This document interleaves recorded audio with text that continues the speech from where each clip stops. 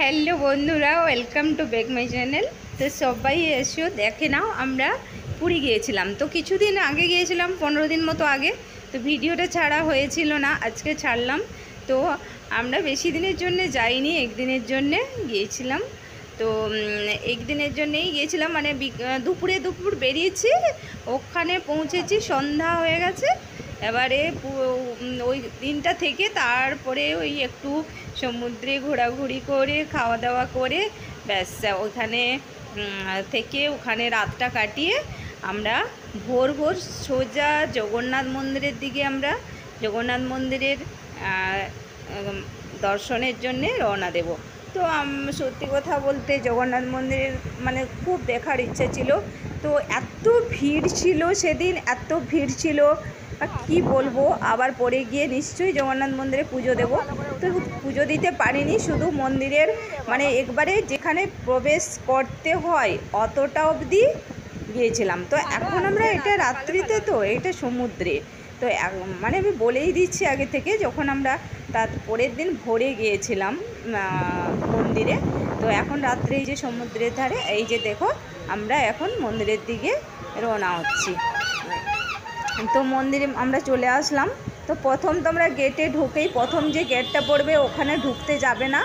ওখানে তোমরা ওখান থেকে সোজা ডান দিকে যে রাস্তা গেছে ওই দিকে চলে যাবে। আর তার আগে একটা কথা বলি, জুতোর রাখার ব্যবস্থা আছে তোমার মন্দিরে ঢোকার আগেই। ওখানে তোমরা পয়সা দিয়ে জুতো রেখে দেবে, দিয়ে ডান দিকে সোজা একটা রাস্তা তোমরা পাবে, মানে মন্দিরে জাস্ট ঢুকলে তো সোজা যাবে না, পুরো ডান দিকে যাবে। দিয়ে কারণ ওখানে অনেক টাকা লাগে প্রথমে ঢোকার সময়। তো আর এদিকে গেলে কোনো টাকা পয়সা লাগে না। মোটামুটি তোমাকে ফোন, জুতো এইসব কিন্তু নিয়ে যাওয়া যাবে না।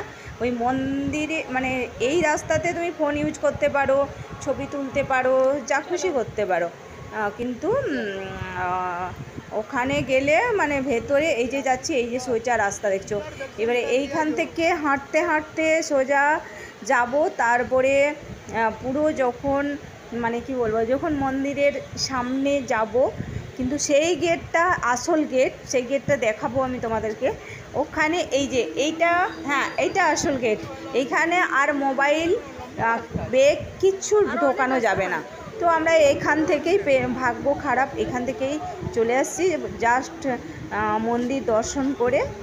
তো এখান থেকেই তো আবার যাব, তখন মন্দিরে পুজো দেওয়াটা তোমাদেরকে দেখাবো। তো এখান থেকেই জাস্ট আমরা চলে এসেছি।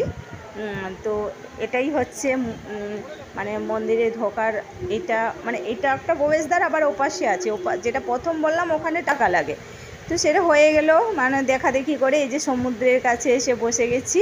তো সমুদ্রে হাওয়া খাচ্ছি।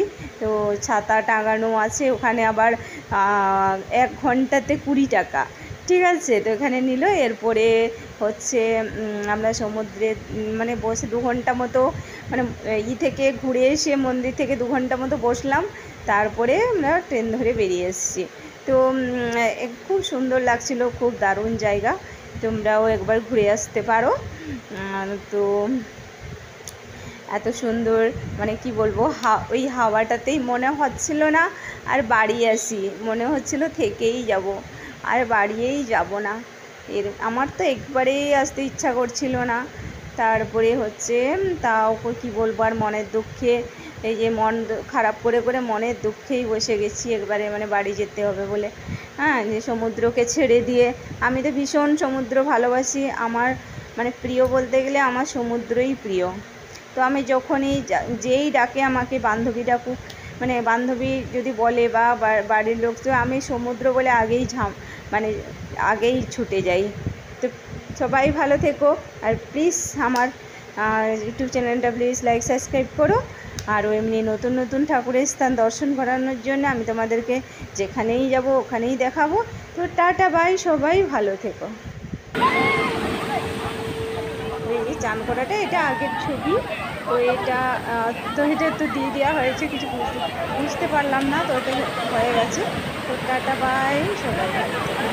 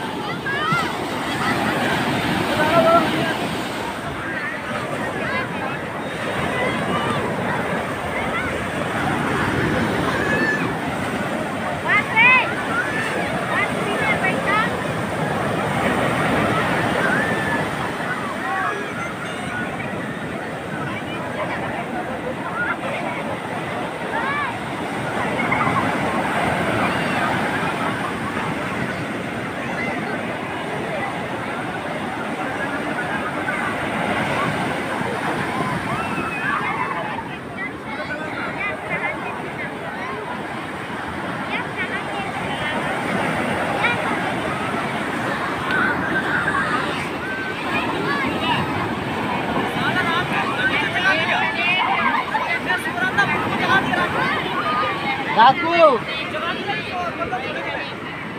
Raku.